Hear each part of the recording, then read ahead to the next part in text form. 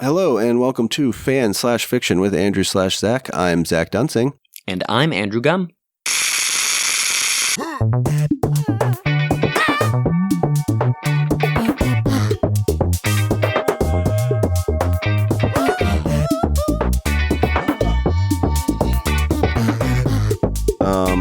It's been a sec. How's it going?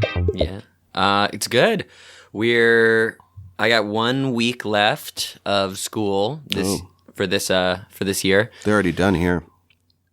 Really? Mm-hmm. Wow. They wrapped up last week. Those lucky Nashvillians. But they go back like August 4th or something. I'll tell you, well, we do year-round school, so they're going out next week, and then they're back like July 16th. That's the day after my birthday, but I would kill myself if that was the case. The good thing as a kid in those situations is like fall break is an extra week, winter break is an extra week, spring break is an extra week, so it's like they get plenty of little naps throughout, but no good night's sleep. It probably is a lot better because that like the accumulation of like dread that builds up over the summer of having to like start school again is like heartbreaking. And also like, you know, the growing anxiety of like, oh wait, I didn't read any of those books. I didn't read any of those books. Yeah, because like I got 2 weeks to read all those books. Like AP classes, they provide homework over the summer, and they just do not do it until the end. So when you get them on the first day, they're just neurotic messes. Yeah. I mean, they are anyway. That's kind of the thing. There's only so much you can do. Yeah. Well. But yeah, what about you, man? How's since your kiddos are out? What does that look for you in your day to day? I really don't like it when people say kiddos. How about chickadees? Okay, How great. about I prefer chickpeas. Chickpea baby cakes. The little hum-hums. Got it. Yeah, they're good. I mean, it's like, it basically, so there's like a magnet school 2 blocks from the library. So that's where almost all of our kids come from. So in the summer, they obviously stop coming. So it's like dropped off significantly. But we're gearing up for a bunch of camps that we're going to do. They're like specialized. Like I'm doing a tabletop board game design camp. And you dork.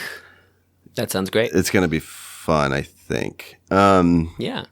And we're doing like a documentary film camp where they can use their phones, and we got a bunch of lavs for the mics or for the phones and stuff. So lav mics. That's the one thing that our film, like at our school, is missing is audio. Like students are doing really cool stuff just with their cell phones and tripods and lights and stuff. But yeah, audio makes such a big difference. Pretty decent. They're not wireless, but you can get like pretty decent lav mics that just plug into your phone for like $20. I mean, obviously, it's if you don't have a budget, you don't have a budget, but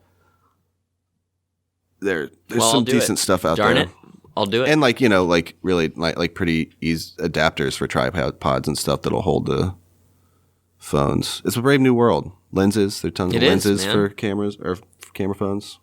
People still say camera phones, right?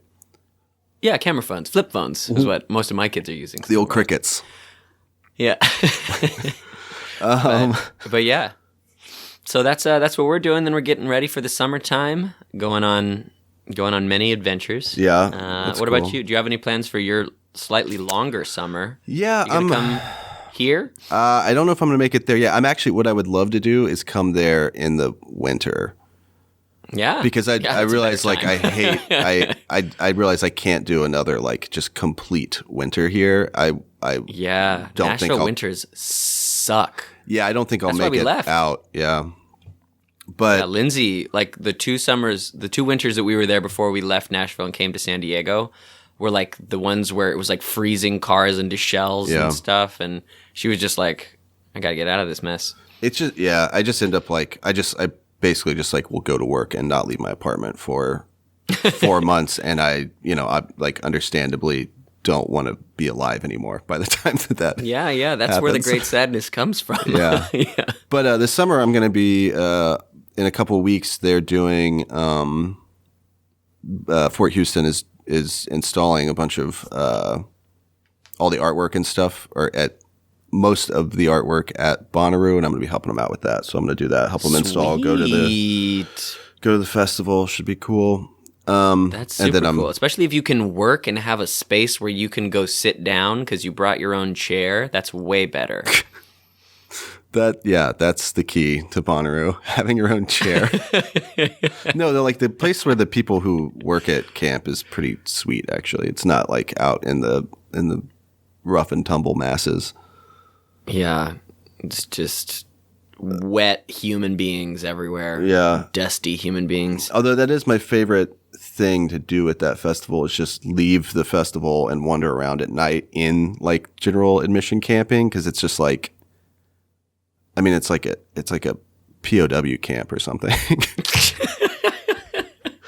Just people helping other people survive. Yeah, like I mean, there's probably morphine around, like it. Yeah, or some opiate, you know. It's like just mercy killing each other. There's like from their wounds from the festival. Cops on horses, like skirting around, looking the other way. It's fun. So a couple big things happened in the past few weeks. Mm-hmm. One of them, obviously, John Wick 3. Yeah, haven't seen it yet. I mean, want to see it. It's a blast. They're all a blast. The interesting thing about those movies is that my buddy compares them to the Kill Bill movies a lot.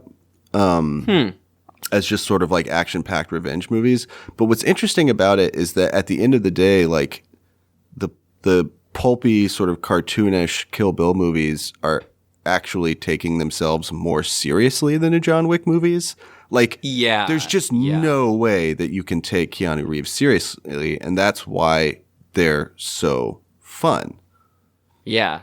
Like that movie. It's like, this is a cartoon. Yes. We're actually doing like a live action, like World of Super Assassins cartoon, like that's just a fun ride. Yeah. And like that movie Atomic Blonde is a pretty great movie, but there's a gravitas to Charlize Theron that like you have to take her seriously. And it's like the movie's just not as fun because of it. Like it's a great movie. Sure. But it's just not like silly because it doesn't have Keanu Reeves in it. Right, because Keanu Reeves is like he doesn't take himself too seriously, so you don't take him too seriously. Right, yeah. You just can't. It's impossible to, and that's why it's like okay to watch him, you know, like throw an axe into somebody's head. Keanu Reeves, like post The Matrix, may have actually become an enlightened being. Like you just like there's all those pictures of him just like sitting on parks, like feeding birds, like just smiling, and whenever he's on set, he like gives big lavish gifts to everyone on set, and he's just like, I don't care. Probably pretty chill dude. Yeah, he makes his own custom motorcycles just because he wants to in his shop that he designed. Well, and because of the Zen factor. Yeah. Yeah, exactly. Motorcycle maintenance. Yeah. Yep. That was the joke. So the other big event, which we aren't going to talk about, was Avengers Endgame. Yeah. Good job, Avengers Endgame. Yeah, way to knock it out of the park. Not as good as Infinity War, but a great movie. Mm-hmm. Agreed on both counts. It's like the thing. I will say this about that movie: there's absolutely no reason for it to be 3 hours long. It's literally like the movie feels. It's like really the movie feels like an assembly cut, where they were like, "No, leave it all in. That's what they want," and it is what we want. Yeah. It's kind of true. It's just like, well, give us like time to really hang out with all these characters, just like eating tacos. Yeah, you know? Everybody gets a beat. Everybody gets a funny beat. Yeah. Everybody gets an emotional beat. Everybody meets their parents. Like, it's true. Everybody hangs out with their parents at some point. At least 3 of the characters do. Yeah. Yeah. Oh wait, even Black Widow discovers her dad's name. I just realized. She discovered her dad's name? Yeah, Red Skull. Red Skull tells her, like, you know, says blah blah blah blah, daughter of blah blah blah. Oh yeah. And she's like, I didn't know his name. But anyway, so yeah, everybody gets a family beat. That's right. That's right. But so the real thing that we're going to talk about is oh boy. The same thing that everybody everyone has on been Earth is talking about for the last week. Yeah. And so Game of Thrones, obviously we have thoughts, but again, literally everybody has thoughts, so we're not going to we don't want to talk about like how the show went wrong or, why those two writers are douchebags or whatever. But what we do want to try and do is just have a little bit of fun and rewrite a fan fiction of the last two seasons, the last season that was split into two parts. The just best like anybody of our ability. writing fan fiction. Yeah, like anybody who writes fan fiction is just doing it for fun. Yeah. I think that's what we've kind of discovered. Yeah, So I don't know. I do mostly do this podcast for pain. Yeah. For yeah, turmoil. That's fun for you. Yeah, as I've learned from you. It's what fuels the engine. Your fun. Yeah. It's good. Like for me, it's just for the laughs. For you, it's for the misery. Mm-hmm. And hey, yin and yang, baby. Yep. Let's do this. Yin and yang and the art of motorcycle maintenance. Okay, so where to start? Well, let's start with how we started the season. Okay. We had that first episode. It's like the big assembly of getting all the pieces on the board episode. Is kind of exciting. Figure out where everybody is. Everybody meets. Yeah. All the siblings hug. Where do you think? Okay, so we are going to start there, but before, I don't want to spend too much on the previous seasons because we're just going to assume they are as they are, for better or worse. But I just wanted to ask you, totally, nothing you can do about previous seasons. Where do you think? At what point do you think it went off the rails?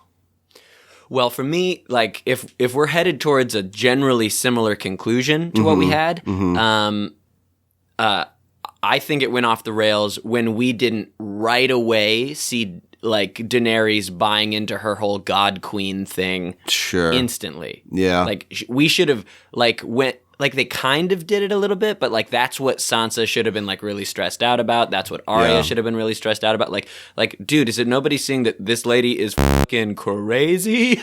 Yeah. Like she might have a dragon, but that's even crazier, Like that's what I think would have helped sell that final conclusion. So I will also say that I mostly don't mind where everybody ended up. It just, none of it was earned. So yeah, exactly. I think that we want to keep, in doing this, we want to keep most of the major things in place. But I mean, we'll change whatever. But whatever. We'll just see where we get. Yeah, we're gonna try to make it more fun along the way. Yeah, exactly. So I will say that there is one thing that I would change of the previous seasons, even though I said that that's against the rules. I would go back and remove any sequence of Arya using a bow staff, because the last thing that we need to see ever again is bow staff fighting. Yeah, I know. It was very like Phantom Menace. It was very It was very Teenage Mutant Ninja Turtles is what it was. Yeah. And she only fought with it for like 10 seconds. Yeah. Like killed like 5 of the zombies. Like Tormund's over there just stabbing away the whole episode, and Arya only gets like 5 in. Yeah. Okay, so yeah, that was dumb. Okay. Everybody arrives in Dragonstone. Yeah, or Winterfell. Season 8, which is not just the season that we just saw, but the one before it as well. Okay, sure. So Daenerys makes it to Westeros. Let's start there. So she takes Dragonstone. Great. It's on a mountain of dragon glass. Great. Where do we go from there? Okay, so I like what they did. I like that they mine all the dragon, and they switch war efforts that way, and they move up there. I mean, my ideal ending was everyone dies because they are fighting each other instead of the Great War. But assuming that doesn't happen, I like that they're showing all of that, and that it's incredibly difficult, and they have to divert all of their war resources that direction, make it seem more costly, allowing Cersei even more dominance. They had to pull all their boats to do that. So now Cersei's totally reestablished water superiority, right? And all so that. So they've also Jon Snow and Daenerys have formed a shaky alliance. They're in transition of shifting the war effort north because he hasn't 100% convinced Dany to do that yet. So what they need, he needs to convince the world that the Night King exists, and they need to convince King's Landing that the Night King exists. I think it is absurd that Jon Snow would go north of the Wall to try to capture a zombie, right? and then take it to think King's. I think it's absurd that they would go to King's Landing at all, knowing how Cersei operates. Like, she literally blew up the scepter. And why wouldn't she do that to any of them? Yeah, I don't know why. I don't know how you do it more convincingly and like without showing. You know, like how do you? Well, how do we do it if everyone's just got like notes in like ravens' mouths and it's like, I don't believe you. I don't believe you that there are zombies. Okay, so Jon Snow can go to the wall, right? They don't have to go super far north of it. You also don't need, or whatever, we'll just leave the Suicide Squad together and fine. They can all go north of the wall. They can find a White Walker. They can literally cut its head off and send it to King's Landing. Yeah, that's true. Yeah, so they send 40 heads. They'll cut off 40 zombie heads. Yeah, and it's like gnashing around. Yeah, and it's they just like, keep sending them to King's Landing. Like every day, a new head arrives. Yeah. Or like, like, hey, still zombies. They're coming. They don't have the dragon yet, right? So they can just wait till the Night Army attacks the wall. Just every day, cut off a zombie's head, send it to King's Landing. Yeah. Every single day a head is arriving at King's Landing. And the whole thing about like going beyond the wall, that's the only reason the Night King could break the wall and get through. Exactly. Like, they would have been okay. Yeah, so like they did like perch the dragons on top of the wall, just like let them come and then just like fire breathe down at them. Like they're not like they'd have to climb up like a 500-foot wall. Error number one. I mean, it's not a good ending. Like the wall has to come down for it to be a fun. Well, how else what's another way the wall could come down? What a fucking tactical error. Yeah. Well, so that's the other thing. That's the biggest problem with any of the conflict in these past 2 seasons is that the tactics of it don't make any sense. I'm also 100% fine with Dany wiping out Jaime's army after they sacked Highgarden. Yeah. That stuff's great.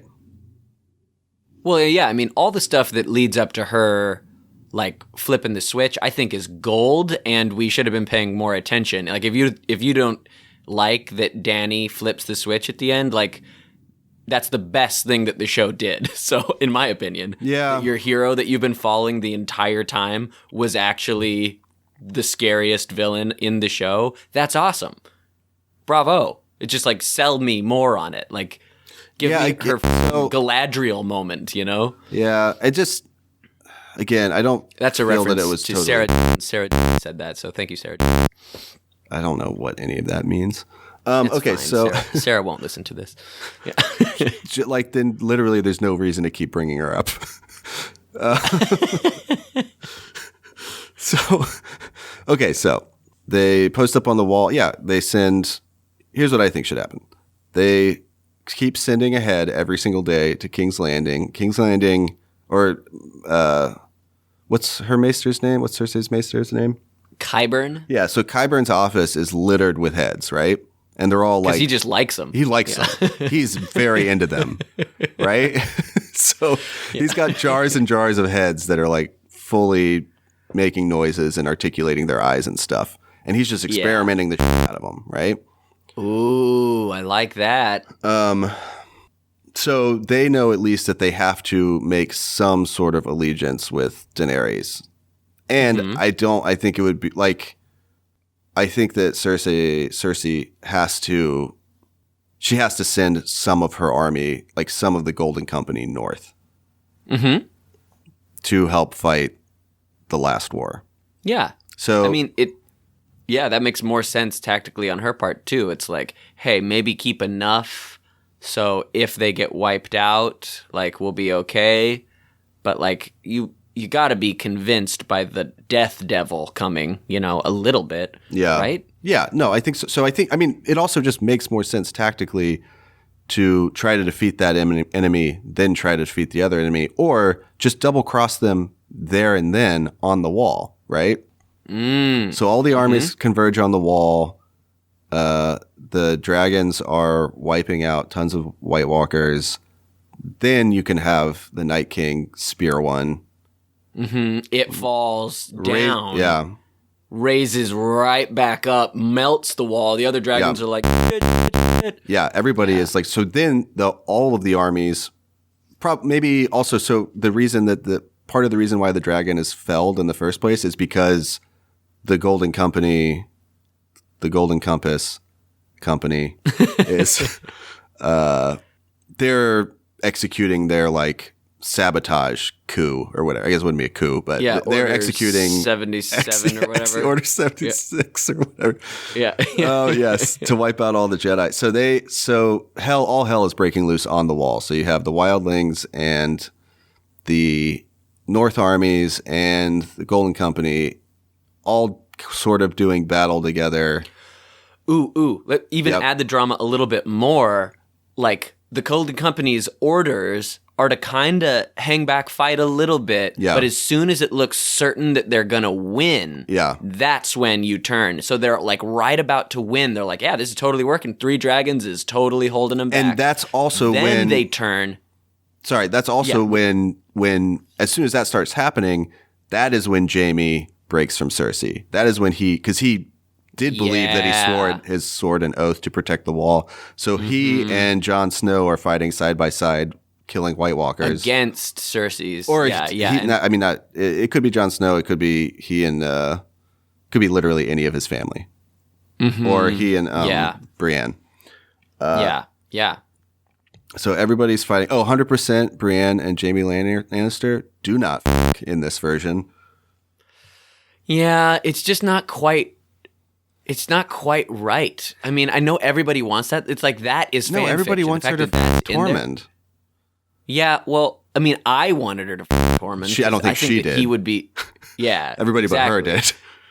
Yeah, but she doesn't know that guy's a freak. He would show her things. You know. Oh, he's a giant freak, man. Like he's into some wackadoo shit. So all hell is breaking loose on the wall. A dragon has failed. That dragon is raised right back up, takes out the wall. Everybody flees to Winterfell. Yeah, fall back big time. They have to fight the Golden Company on the way, but then they retreat.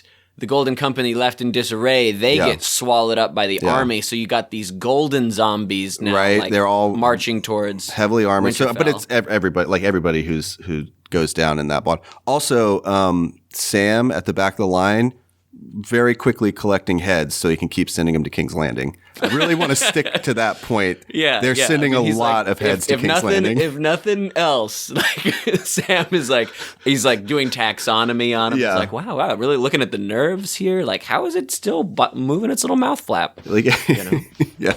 So all of the army. So basically, they're falling back. The Golden Company is not welcome in Winterfell, obviously. Yeah, duh. So, that's what's crazy is that Jon Snow does allow them to enter the castle because, even though Sansa wouldn't want him to or whatever, because he doesn't want them to become part of the Night King's army.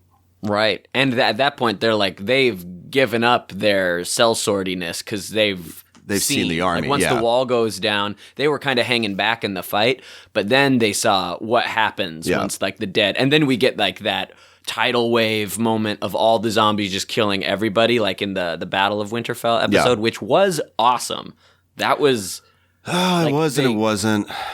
Well, they can't win. Like that moment when the Dothraki go dark, and then like I guess, but it's also that's just deep stack wave of them hitting. But that's also, like 28 days later. So the reason why that episode sucks is because none of the things they're doing make any sense, and there's no tactics to it. Like even the way the Dothraki go out is just a cool shot. Like there's no emotion to it. There's nothing. True. And it's crucial in that moment because that's supposed to be the reason why Daenerys stops going with the plan that they have in place even.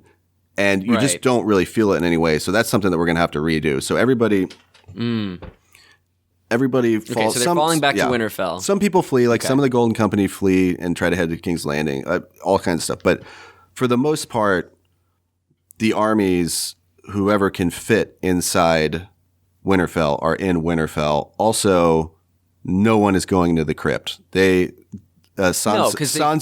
seals the crypt. Like, duh. Yeah. So Sansa seals the crypt and then is like, She should be leading.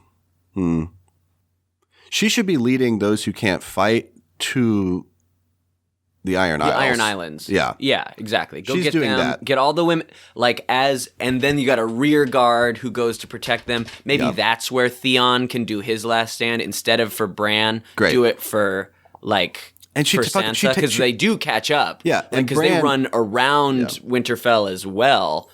There's so many that they're chasing down Sansa, and so him and his Ironborn are protecting them, trying to get them onto the boats to fly away, and he does his last stand just against an unstoppable army. Yes, but also, so Bran is also going to the Iron Isles, and the whole time somebody's pushing him, and he is just warging in and out of everything he can to help. He's warging into people. Fight. He's warging into people to either fight or just give information to all of our other major players about what is actually going on the battlefield, right? Yeah, so exactly. He's like, okay, I'm in a Dothraki now. It's bad, guys. They're everywhere. So there's also, in amidst all this chaos of the battle, okay, let's just go back to the beginning of the battle, right? So all of our warriors, those that, basically everybody is inside of Winterfell. The Dothraki are they're just moving around the castle in waves, right? They're just they're just going. So the plan should be to take out the Night King, obviously, or to take out some of his lieutenants, because they know that those guys control. If you take out one of those guys, all the ones that made them, so then you'll lose a whole swath there. Yeah, so that's so basically you've got the 2 dragons thing waiting for the 3rd dragon to show up is fine. You take your Suicide Squad, right? They're going with Jon Snow and probably Bran. Brienne and Arya maybe are. It doesn't matter. You take your key players, your Suicide Squad. They are going to flank the army of the dead and try to just get in close enough to take out those lieutenants, right? Yeah, great. So they have some success with that, and. Ooh, so then they flank in, they have some success, and you're like, okay, well, that's it. They're dead. Dany breaks rank with the remaining 2 dragons, picks up the Suicide Squad, is going on the back, and it's no, that's not the plan. That's not the plan. They're going to get Winterfell now. You're supposed to be protecting the front, because that's the only place that makes sense for those dragons to be. Yes. Just flame artillery, keeping wave after wave from getting into the into the castle. So now they're way up on the castle. They're they've broken in. She's done a tactical error. They're trying to get back. What happens now? Well, so I have 2 ideas. So Winterfell falls, period, right? Sure, and they have to they flee back to the Iron Isles. Now, either the Night King is not there and he takes an envoy to destroy King's Landing and raise a 1,000,000-person army of the dead, or Qyburn has been experimenting on the poor and sick, all those heads and the poor and sick in Flea Bottom, and he has raised his own army of the dead. Oh, that's cool. That I basically just follow the mountain wherever he goes. Yeah, that's kind of awesome. Actually. Okay, so that's pretty good. He raises he did it once. Why wouldn't he do it again? Yeah, he did. Yeah, exactly. So he raises a 2nd army of the dead, right? That's pretty cool. I don't know how they control them, but maybe that's what he's been trying to figure out this whole time. Is I know how to do it, and he did it with the mountain. So just one thing. It's they're very simple, actually. It's the principle of will, or whatever, you just say something Qyburn-y. Yeah, you clip out something in the cerebrum. Yeah. Okay, so now basically the Night King's army and Cersei. I guess Cersei's army is not marching north. Cersei's undead army. They're defending King's Landing now against the dead, and now you got a pincer move. You got King's Landing, and you've got your remaining fighters and North people and 2 dragons left on the back. So they're on 2 sides of the army, which I think gives them an opportunity for a truce. They end up being forced to fight together, like cutting through towards like the middle of this army with the Night King. Wait, okay. Oh, also, can I just give one, like, depending on what we do, there's just one thing that I think makes the most sense with Arya. It's just, if she ends up being the one that gets the Night King, great. I think she's the character that is most likely to be able to do it. But she should die at the same time. She has to die. Right? I think that's fine. Well, I'm fine with her being the one to do it, other than, like, she has no emotional reason to. Like, she doesn't know who the Night King is. But I'm fine with her being the one to do it. But death. She of all people knows that you can only pay for life with death, right? Yeah, exactly. And so she's like into it. Yeah, like, so she definitely would. And that can happen later. So here's what. So now the Night King's army is marching south. I think that probably he can march them over the Narrow Sea as well. I mean, I think that he can probably get them pretty easily to the Iron Isles by freezing. It's like heavy armor ones just like walk along the bottom and then just walk. Well, that too, yeah. Yeah, you could do that. So he just sends an army to the Iron Isles. Oh, freezing it. That's smart. And you could freeze freezes it. the water. Yeah. That's so, I mean, yes. So he makes an ice bridge that sends, I mean, he's just attacking both, I guess. Yeah, because everyone that dies is another army for him. So he's like total war. Right, so he is going to the Iron Isles to take out Bran. Also, throughout the entire conflict at Winterfell, Bran is warging in and out of people and birds and whatever to keep this strategy coordinated. Both, I think. He could even communicate with Cersei. He could warg into like one of her lieutenants and be like, "The North is falling. They're coming." They're coming, yeah. Yeah, so she fortifies. She raises her army of the dead. Dany and Jon ride dragons back to the Iron Isles. They refortify. I guess also while this whole time's happening, Sansa is coordinating the rescue effort to try to get because a bunch of our main characters are now spread, basically either fleeing south or fleeing to the Iron Isles, depending on like how they got out of there. Yeah. So we have Jaime back at King's Landing. We have who else should go to King's Landing? Clegane. He's got to go still kill his brother. Yeah. You know? Sure, but So or at least like have some kind of a reckoning, some kind of a plot reckoning with his brother, because that's been his shadow side this whole time. Yeah. So. Well, okay, so Bran figures out that the Night King, even though he's sent a smaller force to attack the Iron Isles, he is basically about to sack King's Landing and raise a 1 million-person army of the dead, right? Right.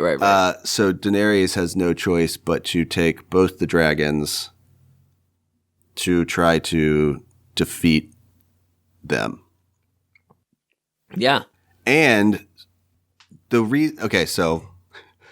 and basically the Night King wins. So the reason she destroys King's Landing is because everyone in it is a zombie.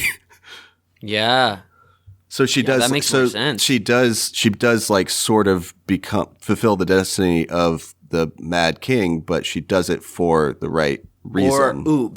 So it's like, but you can still have that like the darkness where it's just the dead are all up in there fighting with everybody, and it'd be impossible to distinguish. So she just kills dead and alive. Exactly, and and they're like, wait, no, there's innocent people in there. It's like, it's too late. They're already inside. So she's just doing the same strafing runs, and there's like 500,000 living people, 500,000 dead people. Two dead armies. Just killing all of them. Yeah. And then basically something happens to her and Drogon, and it looks like the Night King is about to basically set her on fire with his dragon. But Bran wargs into the other dragon, and we have a Night King Bran dragon standoff. That's pretty great. I was going to say, why didn't even in like how the season actually went down, if Bran can do it, why didn't he just stop it? He could just warg into the dragon and stop it. Maybe. Like, I don't know. Maybe he can't do it, if that's not a part of his game, then what's happening? Why would he allow that to happen? Yeah. So basically why he is fighting with the Night King, that's when Daenerys realizes she has no choice but to set all of King's Landing on fire. That's good. Because then Bran is occupied. Yeah, exactly. So he couldn't stop it to begin with. Yeah. Somewhere in there, the Mountain and Clegane fight, and it doesn't look like a scene from Revenge of the Sith. Yeah. Yeah. Or it just, yeah, exactly. Like Clegane is like trying to let it go and like actually defend the innocent, but the Mountain won't let it go. And he's like, Clegane is forced to like stop the Mountain. Yeah. And like basically has to sacrifice himself. So it's not about revenge for him in the end. It's like he's actually fighting his own darkness for a purpose other than just revenge, you know? That's what made it so stupid. It was like, Clegane, you've had this whole journey of the soul getting here, and you're willing to just, I guess you gave Arya a pep talk out of it. But like, that was so stupid. But also, just, why didn't they just fight when they were in King's Landing a season ago? You know? Yeah. It doesn't right then and there. Yeah. Just, hey, guys, stop. And they're like, nope. And then they just go for it. Yeah. So, anyway. Yeah, Arya... okay, so we got Bran dragon fighting. I like that. With Night King on the back. Like, his dragon probably takes down the other dragon, like, rips it apart. But they both dragons, like, go down. Night King's down at this point. Daenerys is doing the strafing runs. Yeah, and Jon Snow is defending the Iron Isles. Like the Northmen are still protecting that from that second conflict, right? Yeah, that's good. That's good. He's not even there, but he's heroing big time, like defending the innocent. That's cool. And they're split. So we've split Jon and Dany up again. Cool. So what were you gonna say? You just went ooh. Oh, I was just thinking, whenever the Night King dies, Dany just keeps going. Yes. And like keeps burning, and they're like, "Stop! It's over! It's over!" And she's like, "It's not over." But there's also still a bunch of the Qyburn undead that now are without a leash. You know. Yeah, that's good. So she has to, and so the Night King goes down. Arya kills him, and she dies in the process. Great, I like that. And then perfect. Yeah, Brienne basically loses it. And it could even be like that showdown between Night King and Jon's not there, but Dany, like that same thing. Like you think, and she's got the dragon. That's kind of interesting. Like the last dragon, the dragon fire doesn't do it, and he's like gearing up like the spear to kill Dany and the dragon, and Arya does her little move, but dies in the process, smiling. Yeah, and both Brienne and Clegane, who are on the battlefield, watch it happen. Yeah, great. Okay, cool. So now the big battle's finally over. Oh wait, what happens? What happens to Cersei and Jaime? So what I think like in the ensuing madness, chaos, like Jaime and like the city is basically fallen. Yeah, Jaime like went back to defend Cersei, so there was still some kind of betrayal there. They're brought in front of her, like for her final judgment, and like they finally surrender and say, just like, let us go. And like Tyrion's like, just let them go. They won't be a political threat. Just like let them go. They've already abdicated the throne. It's a peaceful transition of power. That's the only way these things ever work. And she's like, nope. Burns both of them in front of everybody. Yep. Like you see his golden hand melting. You see it reflected in Tyrion's eyes, you know? Oh, brother. Okay. So. And then so and it's like, it's just like, no, like they will serve me or they will die. And like the city is burning behind her. She's standing there and everyone's like, oh shit. And maybe she still only got the one dragon at that point, but that one dragon burned the entire city still. Well, I think she's you get that satisfying, like, Cersei talking to Dany, like, finally having to, like, confess that she's lost, like, not voting all her on. actions resulted in her entire family dying. Mm-hmm. Like, her final reckoning with, like, this, and then having to, like, bend the knee, beg for forgiveness, and not be forgiven, and then burn. Torched. So that's the end of the penultimate episode. Okay. So then obviously all of the zombies perish on the Iron Isles, and Jon is sent word to come to King's Landing. Yeah. Only to discover that it has been obliterated. Obliterated. And that Dany is now marching like people that still say that they're loyal to Cersei or the crown and just torching them one by one. And he's like, whoa, wait a minute. Like, it's supposed to be over now. And it's like, and then she can still have her awesome, I loved that we're going to save the world by burning it speech. Like that Empire, like legions of like, you know, warriors in front of her. Because that like they've established that as her character all the way up till now. She's a terrible ruler. She's just really good at killing people. She's always been a conqueror. But the thing about that is just that they have shown repeatedly before that she has like an emotional and intellectual maturity that stays her hand frequently. And maybe this was the final draw, but that's the only thing I don't like about it is that it was like it basically amounted to like her getting jealous of Jon and then torching the city in the way that it happened. I'm not saying it's totally out. But I love this new rewrite. She kind of had to torch the city, and then Jon people can't watch the city. And she kind of is like, but like, listen, there's so much more evil in the world. I gotta keep going. I am the queen. I am Azor Ahai. I'm gonna set the world right. Like, I'm gonna make it all good. And I'm going to do it by burning it all down. Like, yes. So Sansa takes everybody back to Winterfell. They start rebuilding, right? King's Landing has been destroyed.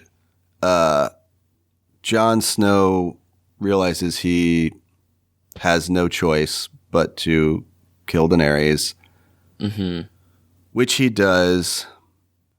And then I feel like he has to die too. I think so too. Yeah.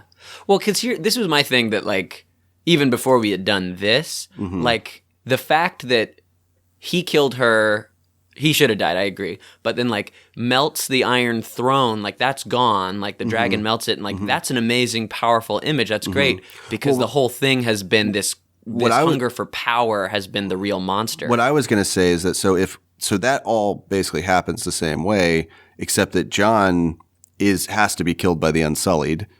Because they wouldn't let that stand. And also, they don't care. Like, they don't care about this kingdom and its law system. So why are they like? It's not you to decide. Your king must. Is like they don't care. They're literally just killers, like trained killers who will kill whoever they are told to kill. Like, so that's their whole jam. Okay, so without Jon or Daenerys around, the Unsullied are free to go start their own nation, basically. Cool. And the seat of power in the Seven Kingdoms is relocated to the north, to Winterfell, because Sansa takes over and is now Queen of the Seven Kingdoms, but King's Landing doesn't exist anymore, so now... Because it's burned, Because it's burned, so now Winterfell is the seat of power across the... Also, you know, it makes more sense. So they refortify the wall and all that because the Night Kings get dead, but that doesn't mean anything. There could be more Night Kings. Nobody knows. Yeah. Ooh, here's the other thing. I think let's take that same idea, but it's just like they have that moment of like, well, who's the last one? Because at that point, like if you do the Baratheon kid who was made legit by Daenerys, Gendry? He's technically the last one. Yeah. Gendry, and they'd have to say like, well, he's the only one with the strongest claim to the throne that's left, and everybody looks at Gendry and is like, oh no, he can't be he can't read or write, you guys. Like, yeah, like there's no way, like, and then like they have to collectively be like, this is crazy. We can't keep doing it like this and just, I think, decentralize. So the seven kingdoms are now 7 kingdoms again. Yeah. So Sansa goes north. Well, also, so they try to do the same thing where they try to give the kingdomship, I don't know, to Bran. And he's like, and he abdicates to Sansa. He abdicates the throne to Sansa, and then he just goes into the forest and merges with a tree. With a weirwood tree, because of course that's what he needs to do. Yeah, and just continues to watch over the kingdom as like he's Westeros' internet. Yeah, and then Sansa can go talk to her tree brother and be like the wisest queen in history. Exactly. She's got internet bro in her weirwood grove in the north. I like that it decentralizes back to the north. That's great. And you still have that last surviving weirwood tree that's there. It's like kind of scorched, kind of frozen, but still alive. And it's where the first men came from, so it sort of makes sense. Which is great. All of that is great. The free folk that remain go north of the wall, still like all that. I think some try their hand at farming. Yeah. Some stay south of the Because now wall. it's not going to be so cold anymore, because now the one thing they never even touched on was when the dragons went away, that's when the seasons got all f***ed up. But now it's not going to be such an extreme weather pattern anymore because there's still a dragon surviving. Like Drogon flies off, or even like at that point, the dragon stays as a defender, but that's where Bran lives. His body goes into the weirwood tree, but he wargs in. But when he wants like a defender of the realm, his body's in the weirwood tree, but when he wants to, he wargs into the dragon. Yeah, and he just goes and the volcano. Yes, exactly. So that's the last scene of Game of Thrones: is a dragon skull volcano.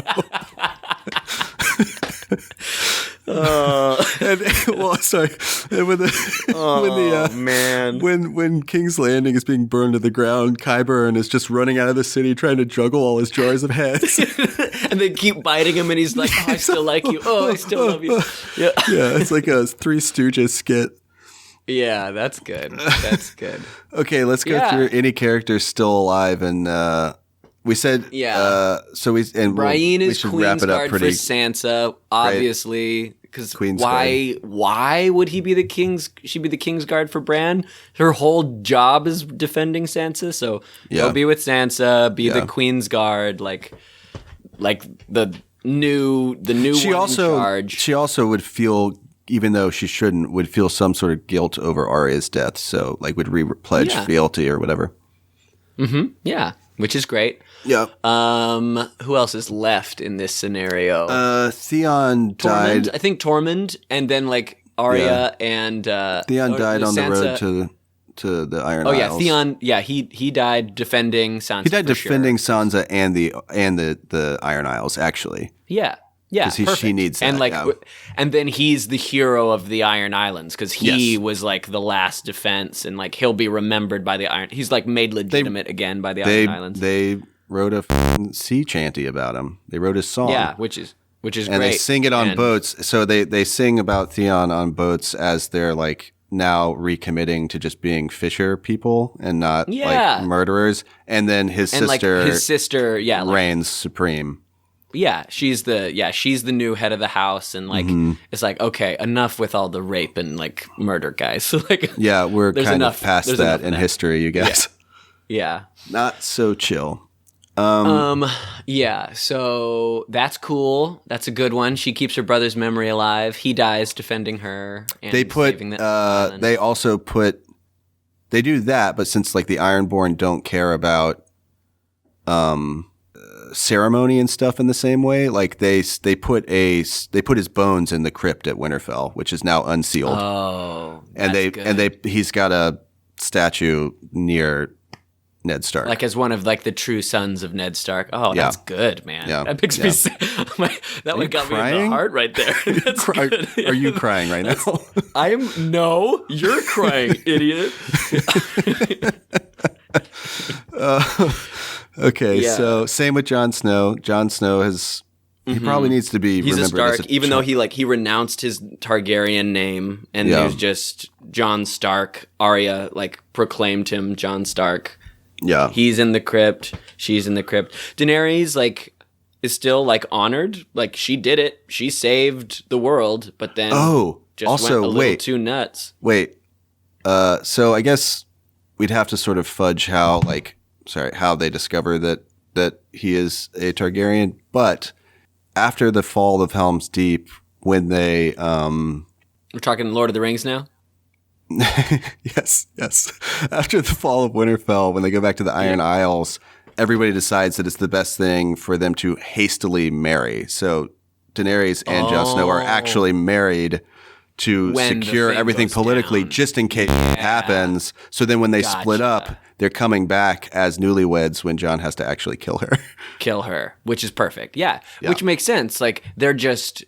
It's like a fast ceremony. Sam conducts the ceremony. And that's also when you have all that wacky shipping that they did in the show that was 100% fan fiction or fan service. Yeah, totally weird. Like Jaime and Brienne did not need to have sex. Or Brienne did not need to have sex. Nobody did. And it's like, even in our fan fiction version that we're doing now, it's like, I would just have her be like, I must go on a scouting party, my lady.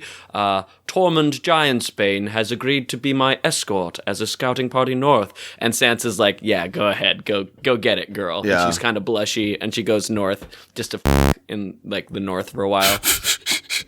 Which would be great. That's all I need. Great. I just need to know that she's getting somewhere, you know? Yeah.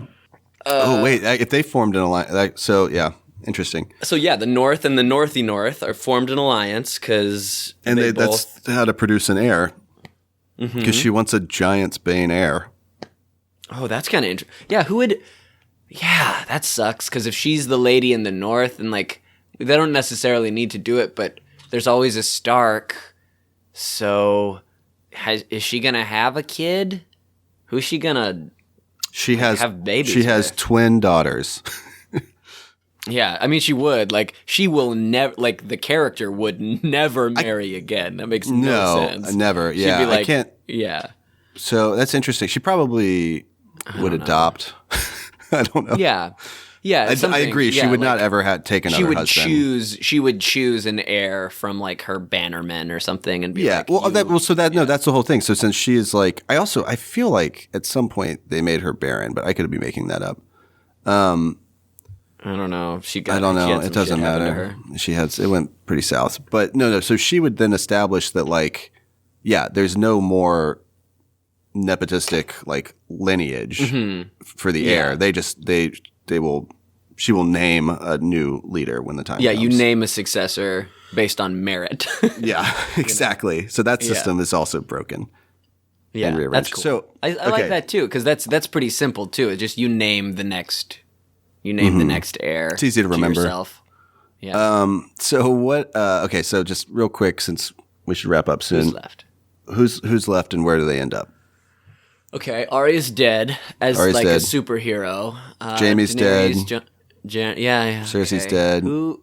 Qyburn. Oh, Sam. Sam's got his kid. I think that it would make sense. Sam's got a Tarly baby, but he also loved Jon, so he's going to serve as like the maester. He's the maester at Sansa. Helm's Deep. Up at Helm's Deep, like would oversee like the reconstruction, get really into like, yes, we need to tap into the natural hot springs to make sure that that heats the walls. That was an ingenious design by Bran the Builder. Yeah, okay. We could get all into that. We got to get through more characters. Cut off your Sam impression. Okay. All right. So Tyrion, I think, is still alive, but needs something other than just being Hand of the King. Okay. Maybe he's trying to reestablish the South. He's trying to rebuild. He's like a traveling like politician, basically. Yeah. Like, all the kingdoms. No, I guess this is stupid because it's counter to what we just said, but it would be almost interesting if Tyrion and Sansa had a marriage in name only, but he still relegated himself to the South. Oh, and he lived separately, but they were married. And because they had that moment where it's kind of true. He was the best of like her husbands. He was the best character at one point, but that shifted as well. Yeah.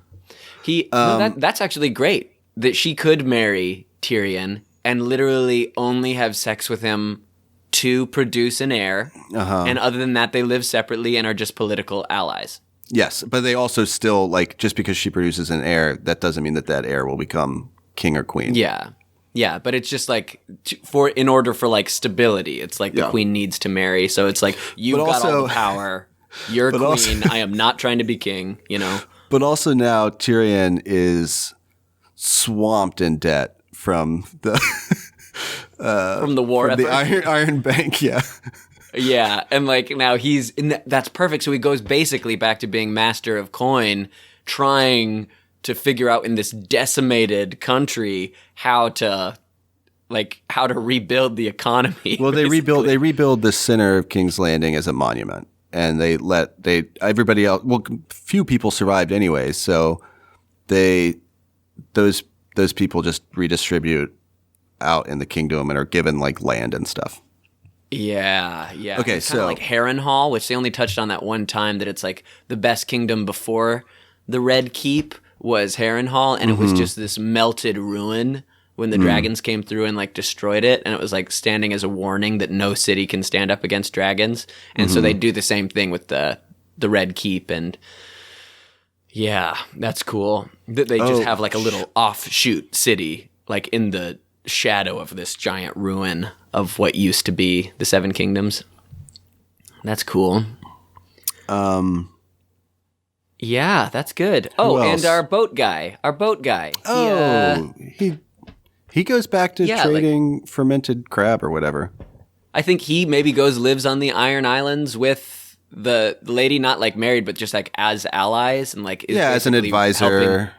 He is like basically helping the boaty stuff get working. Great, you know, great. They need boats for something. He'll help with that. Yeah. I 100% called him living, by the way. I mean, a lot more people live than I thought, but... Yeah, I called most people as dead, but I thought that he'd survive. You were right, because I thought he would die. But you were totally right that he's a survivor. Yeah. Okay. You're right. Who's left? I think. That matters. I mean, Podrick, but Podrick just Nobody died. cares. he Podrick just died. Podrick died. Podrick died in a way that saved Brienne's life. Yeah, great. Like, because all that stuff she taught him finally paid off, and she was like really proud of him, and then he got his head blown up or whatever. Yeah, exactly. Just perfect. Perfect. Euron, nobody gives a shit about.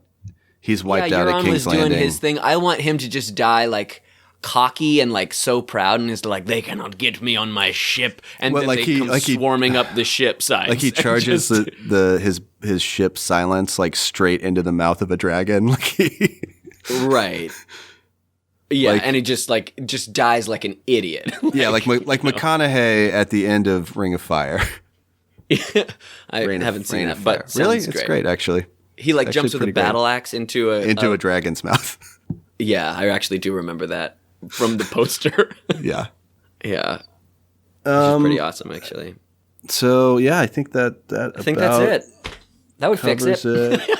That would totally fix it.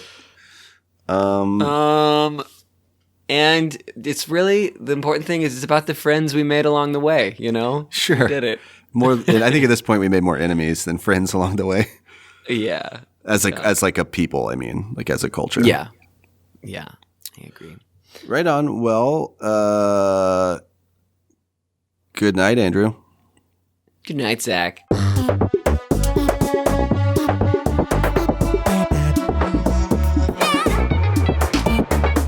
I was trying to figure out a way that basically in the climactic battle of the show, Thanos would show up and snap, but it wouldn't affect any of the undead. So it just takes half of the living people, and he's like, "Well, I did my best. I did what I could." Thanos is away. Yeah. Sorry.